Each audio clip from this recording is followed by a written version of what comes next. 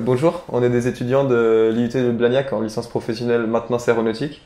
Dans le cadre de notre licence cette année, nous avons travaillé sur un projet tutoré à l'entreprise Air Formation. Donc l'objectif de ce projet, c'était de remettre en service une porte de cockpit d'avion que vous voyez ici. Donc c'est une porte qui, depuis les attentats du 11 septembre, il faut savoir que maintenant les cockpits d'avion sont tout le temps fermés avec une porte pour éviter justement toute intrusion dans le cockpit. Et l'objectif, c'était de la remettre en service puisqu'elle n'est plus alimentée.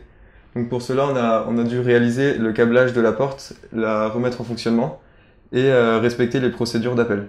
Donc par exemple, il existe différentes procédures via le bouton de contrôle. Il y a une première procédure qui appelle le pilote, qui peut soit ouvrir la porte ou soit au contraire verrouiller si la situation l'exige. Et il existe aussi une procédure d'urgence si en cas de non-réponse du pilote. Dans ce cas, c'est par exemple le pilote a fait un malaise dans le cockpit, on enclenche la procédure d'urgence et ça va sonner pendant 30 secondes dans le cockpit. Et en cas de non-réaction du pilote, la porte va s'ouvrir automatiquement. Donc je vais vous faire une petite démonstration. Donc là, la porte est verrouillée. Donc là, par exemple, je vais appeler le pilote qui va me répondre avec la porte qui se déverrouille. Et donc maintenant, je vais vous présenter la procédure d'urgence. Donc par exemple, j'appelle le pilote dans le cockpit qui n'a pas répondu. Et là, il y a le buzzer qui sonne pendant un certain nombre de temps. Et en cas de non-réaction du pilote, la porte va se déverrouiller automatiquement. Donc c'est pour éventuellement pouvoir reprendre le contrôle de l'avion ou vérifier que tout le monde va bien à l'intérieur du cockpit. Voilà. Et donc à l'issue de ce projet, donc la porte est maintenant fonctionnelle. Et nous avons aussi décidé de réaliser une maquette pédagogique donc dans une valise, qu'on a pu présenter à notre promotion lors du baptême et que nous allons donner à l'entreprise pour des trainings par exemple.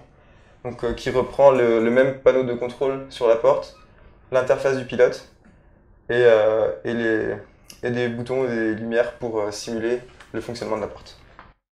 Mais comme vous l'a expliqué tout à l'heure mon collègue Monsieur Perret, nous avons également réalisé une mallette pédagogique qui va permettre que lorsque le simulateur n'est pas accessible, de quand même réaliser la formation et expliquer comment fonctionne la porte et former directement à de différents endroits sans utiliser le simulateur. Donc on a repris exactement les mêmes éléments que l'on retrouve.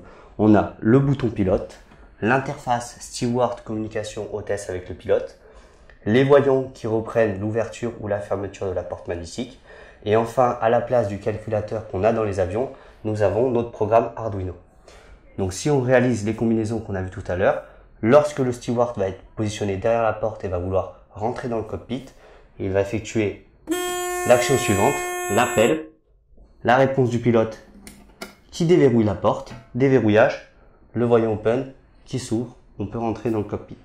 Enfin, si jamais le pilote est en train d'effectuer une manœuvre importante et ne veut pas être dérangé, on réeffectue la même opération, sauf que là, on refuse l'entrée dans le cockpit et le voyant deny informe qu'on ne peut pas rentrer actuellement. Et enfin, la dernière opération, si jamais le pilote est évanoui dans le cockpit et on ne peut pas rentrer, on a l'opération Emergency qui déclenche le buzzer pendant une quinzaine de secondes et qui va déclencher l'ouverture automatique de la porte sans action sur ce panel-là.